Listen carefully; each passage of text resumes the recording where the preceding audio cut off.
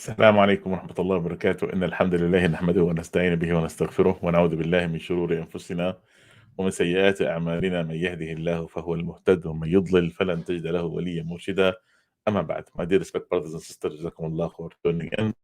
And may Allah subhanahu wa ta'ala elevate your status and bless the time that you are spending here to learn more about your deen. جزاكم الله خير. Today, brothers and sisters, we're going to be talking about a topic that um, if how to strengthen, how to strengthen the bonds between brothers. And this is something, brothers and sisters, is indeed important because we live in a time where there is so much disunity that exists among the Muslims, whether it was among families, among brothers and sisters, within the mosques, within the relationships, and etc. So one of the ways for us to be better believers, one of the ways we can be better believers, is the fact that we need to understand how to strengthen this bond between ourselves, how to strengthen the bond between brothers and sisters. And today we're going to be talking about two ways, inshallah, we can strengthen this. And inshallah, next week, bidnillah ta'ala, we're going to continue to talk about the rest of bidnillah ta'ala. So one of the most important aspects that we need to think about when we how can we strengthen our relationship between our brothers and sisters in Islam is the fact that we need to make sure that we give each other's excuses. Unfortunately, brothers and sisters, now we live in an era that people are, they're chasing each other. Who's going to be more doubtful of the other person? Who's going to blame the other person for their faults and etc. But our deen that have asked us, and as Allah subhanahu wa ta'ala said, اجتنبوا كثيرا من الظن إن بعد الظن إثم, that try to avoid doubt because most of the doubt is sinful. And subhanallah, one of the ways for us to, one of the reasons why there is so much trouble, there is so much fighting that exists between brothers and sisters, is the fact that we don't know how to give each other excuses. And that's what some one of the scholars have said. His name is Hamdun al-Qassar. What he said, إذا زل أخ من أخوتكم فاطلبوا له 70 عذرا. He said, if one of your brothers had made a mistake, try to give him 70 excuses. فإن لم تقبله قلوبكم فاعلموا أن المعيب أنفسكم. He said, if you were not able to do so, then the problem is you. The problem is you, because you're the one who's not able to give excuses for your own brothers and sisters. And the thing is, one of the most important aspects, brothers and sisters, that sometimes we have to flip the coin. Yeah, for instance, don't we want people to give us excuses when we make mistakes? Don't we want people to overlook our faults when we are in that situation, and etc. And Al-Fudayl ibn Iyad, may Allah subhanahu wa ta'ala be pleased with him, what he said? He said, الفتوة الفتوة العفو عند ثغرات الإخوان. He said the real strength. Now people nowadays, brothers and sisters, they evaluate strength with how much weight you left, and how many hours you go to the gym, and etc., and how many miles can you run. But the real strength, and that's what Fudayl ibn Iyad is telling us nowadays, the real strength is how much are you able to forgive your brothers when they make mistakes. This is the real strength. And he said, "Man talaba akhan bila aib, baqiya bila akh." Wallahi, that should be written in gold. Wallahi, he said, if you are looking for a brother, without any faults, you're gonna end up without any brothers or without any friends. So if you can, and this is true, and if you are really looking for an individual or a friend or a brother or a sister that have no faults, you're not going to have any brothers. You're not going to have any sisters that is going to be surrounding you, because this is the reality. Because uh, and for fact, you don't have to go outside. Look at yourself. I mean, look at myself. Is that subhanallah? Do you think you are free of faults? And so if you're not going to be a candidate, technically speaking, you're not going to be a candidate to be a friend or a brother for anyone else.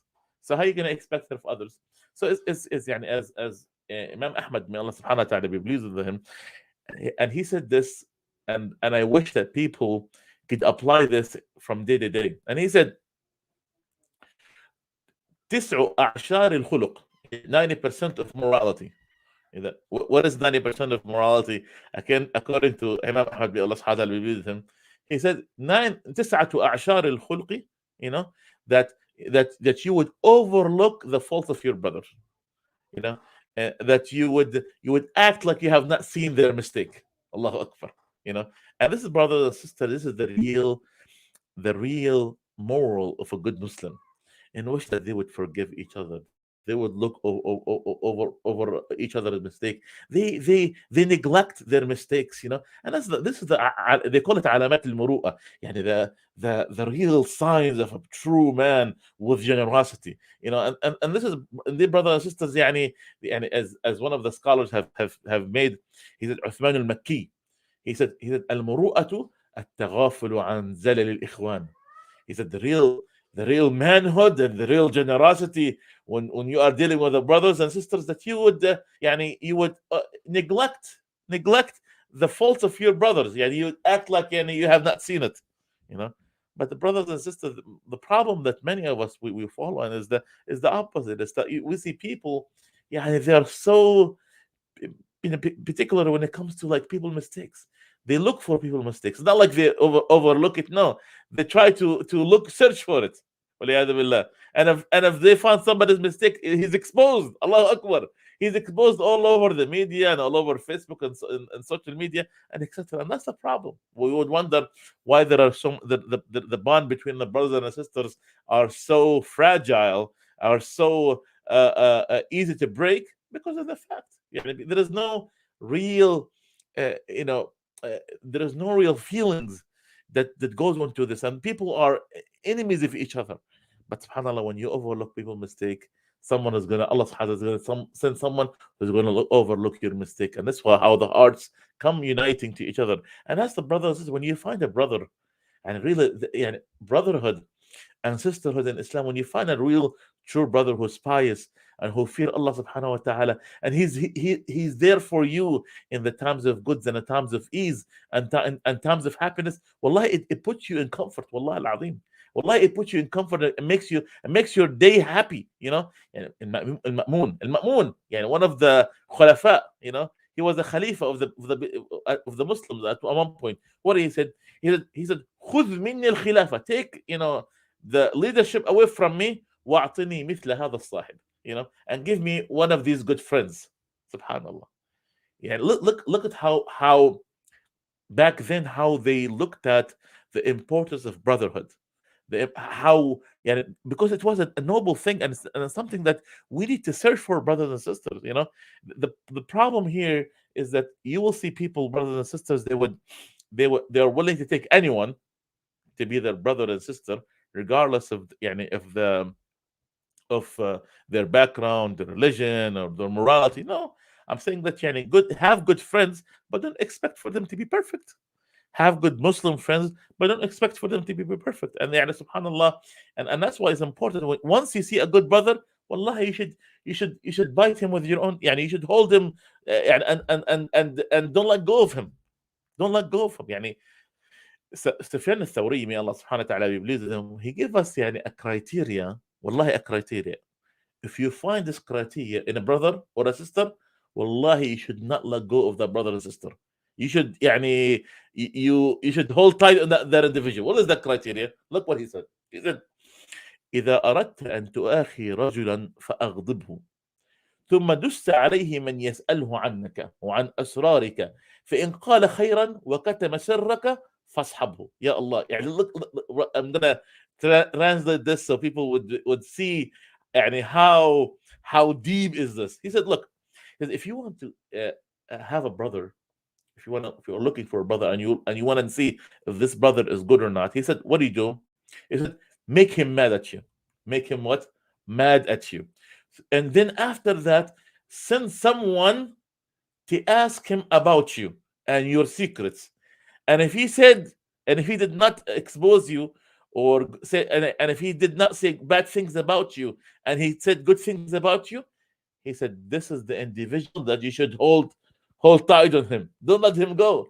This is the good brother that you never ever should let go. And Imam al-Jawzi, may Allah subhanahu wa ta'ala please him, he said the same thing. He said, وهذا اليوم, he said, for people to do something like this is dangerous. لأنك إذا أغضبت أحدا صار عدوك في الحال. He said, like, for people to test this nowadays, it's dangerous because so sometimes, yeah, if you made somebody upset with you, he's immediately your enemy. But very rarely you will find people like this. Very rarely. And if you find him, don't let go of him, because these are indeed the good brothers that you should not let go. And if you have a brother like this or a sister like this, yani, ask Allah subhanahu wa ta'ala to keep them for you. You know, and that's the kind of brothers and sisters that we're looking for. This is the kind of friendship that we should be looking for, because these people is going to take our hands, and you could take their hands together in the way of Allah subhanahu wa ta'ala. And second, also another important characteristics, brothers and sisters, when it comes to, yani, how can we strengthen this this bond between brothers and sisters, that you shouldn't argue with your brother. You shouldn't, يعني, criticize heavily, criticize your brother. And I say العتاب مقدمة القطيعة. يعني the beginning, before the relationship is broken apart, before that comes what? Argument and criticism, you know. And subhanallah, and that's why part of that, when you when you neglect or when you overlook the mistakes of your brother, you would not going to end up in a situation of what? Of argument and criticism and etc. Yeah, and again, yani, we all, like I said, yani, we all have mistakes. We're all sinful, and subhanallah, and it's always good that when you overlook these things, and Allah subhanahu wa ta'ala would send people to overlook your mistakes. Otherwise, people are going to be at each other's neck, and that's the problem that we are facing nowadays. Many people are each other's neck, in which that they're always looking at other people's fault. No, and that's why, brothers and sisters, yani, we should find a reason when we are in a relationship with a brother or a sister. And here, about the relationship of brotherhood and sisterhood, is that we should utilize this relationship for us. How could we improve ourselves, and how could we improve others? You know, because that's the real test of the relationship. How could we improve ourselves, and how could we improve others? And that's part of the, yani, the way that people back then have, yani, utilized these relationship so they could, how could they move faster in the way of Allah subhanahu wa ta'ala. One time, Abdullah ibn Mubarak, he befriended an individual while they were traveling. Okay, and this individual was not, he did not have the best of morality. And then in the middle of the way, this man left Abdullah ibn Mubarak.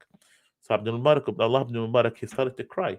So they, shouldn't you be happy that the fact that this man have left you? You know, he because he's of his good bad moral. He said, Baki, what Abdullah ibn Mubarak said, he said, Baki to whom? You know, rahmatan lahu. فارقته وخلقه معه لم يفارقه. الله أكبر. الله أكبر. He said, I'm crying because I feel bad for him, because I am merciful on him, and I left him, and I left him, but his bad morals did not leave him.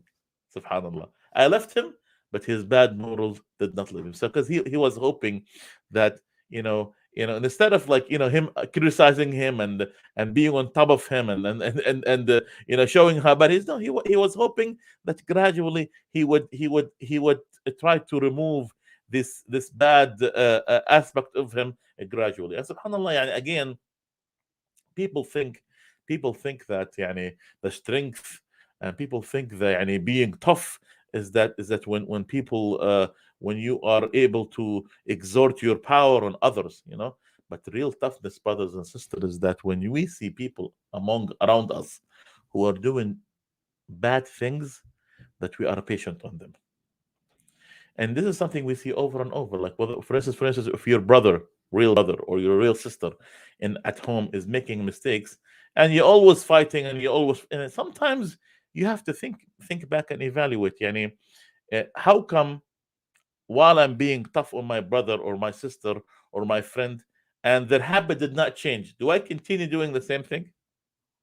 Yeah, subhanallah. Let's say my younger brother have made a mistake, and I was tough on him. How could you do this? Um, and this did not change him.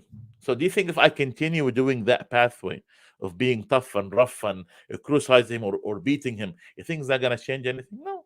Sometimes you have to try other pathways. And one of the best pathways is for you to be good to them, be gentle with them, advise them, take their hands, whisper, cover their mistakes, and etc. And that's why what's some of the one of the scholars, his name is Hatim bin Muhammad ibn Hayyan. He said, من واجبات الأخوة الحقة ولوازم يعني this is one of the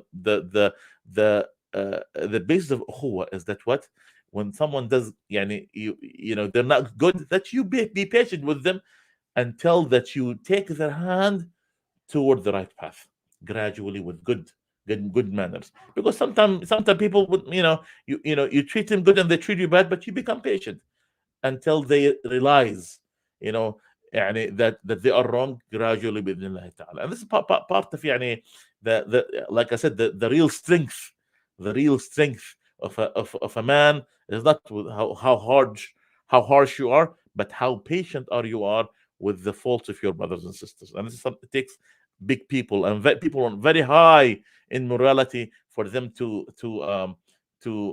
practice this kind of attitude. Subhanallah.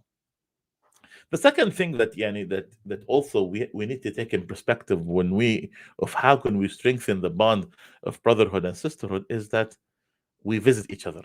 You know, brother visiting his own brother, and a sister visiting her own sister. And Prophet Muhammad sallallahu alaihi wasallam said, "والرجل يزور أخاه في ناحية المسر في الله في الجنة." When a brother he is persistent to visit his own brother for the sake of Allah, he is in Jannah. Allahu Akbar.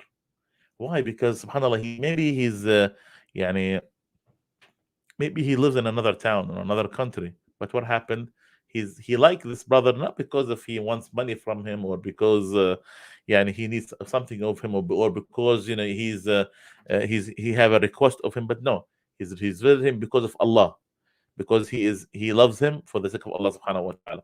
And that's why subhanallah, Allah subhanahu wa ta'ala bring people together, you know, for that reason. Allah subhanahu wa ta'ala, when you have a brother who's visiting you and trying to connect with you just for the sake of Allah subhanahu wa ta'ala, that's really comforting, brothers and sisters. Subhanallah, this is one of the characteristics of of our Salaf al-Salih, of how they used to maybe sometimes travel miles and countries over a camel or over a simple way of transportation, just for them to visit their brother. Subhanallah, nowadays we have all sort of ways for us to connect with our surrounding, whether it was through social media, through calling, through texting, etc., to connect with them and check on them and see how you're doing, and congratulate them, and make sure that you feel their pain, the good times and the bad times. And subhanallah, Allah subhanahu wa ta'ala would sometimes he would bring good people to good people. One time, Imam Ahmad, may Allah subhanahu wa ta'ala be pleased with him, he said one time, after I was going through a trial, I wanted to visit a good man. His name is Ishaq bin Rahwiya. Okay, so I traveled to a mosque, and it was full of thunder. It was stormy, so they kicked me out of the mosque. So I found someone who told me to come into their house, and he fed me, and he took care of me, and he had a table full of food to honor me as a guest. And after I ate and everything, the man asked me. He said, "Do you know a man? His name Ahmad ibn Hanbal." He said, "Yes, me." And he said, "And I am Ishaq ibn Rahuya, the man that you're looking for." Subhanallah. Allah subhanahu wa ta'ala have arranged them to meet each other through accidents. Why? Because a man traveled for his brother, and Allah subhanahu wa ta'ala arranged for his man to find his own brother. And this is something, brothers and sisters, we need to make sure that we do this quite frequently, because again, this is the way you connect with people. Again, the point here, brothers and sisters, is not for us to be consumed by this. For instance, that I see some people, and their only way of they busy every day try to connect with people, or and some people have abandoned this altogether. No, there is something in between, in which that subhanallah, every once in a while, the few friends that you have, that you connect with them, call them, check on them, see how they're doing, ask them if they need anything, how could you help, and etc. And this is part of the good way to strengthen that bond of brotherhood between us and each other. And this is inshallah what I have for you for today. Inshallah bidnillah ta'ala, next week we're going to be talking about to continue this, how to strengthen the bond of brotherhood among us. جزاكم الله خير, and may Allah subhanahu wa ta'ala bless you and honor you and elevate your status. جزاكم الله خير لحسن استماعكم. سبحانك وبحمدك نستغفرك ونتوب اليك. والعصر ان الانسان لفي خسر الا الذين امنوا وعملوا الصالحات وتواصوا بالحق وتواصوا بالصبر. جزاكم الله خير.